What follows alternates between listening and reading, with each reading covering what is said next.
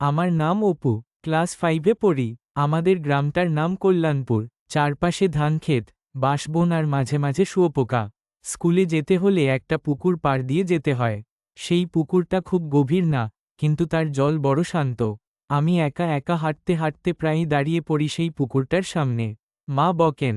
অপু, দেরি করিস না, রোজ পুকুরটার ধারে দাঁড়িয়ে থাকিস কেন? আমি বলি না কিছু, মা বুঝবে না। আসলে সেই পুকুরটার ধারেই একটা পাথরের ওপর বসে থাকেন একজন বুড়ো লোক। লম্বা ধুতি, সাদা দাড়ি। আমি তাকে বলি, দাদামশাই, যদিও তার নাম জানি না।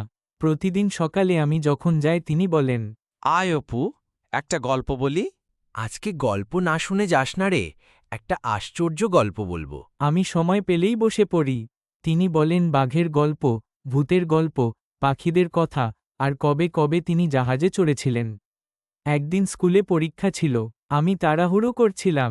দাদামশাই ডাকলেন। আমি বললাম, আজ দেরি হয়ে যাবে দাদা, ফিরতি পথে শোনাবেন। সেই ছিল শেষ দেখা। পরের দিন আবার আমি সেই পুকুরপাড় দিয়ে গেলাম। কেউ নেই।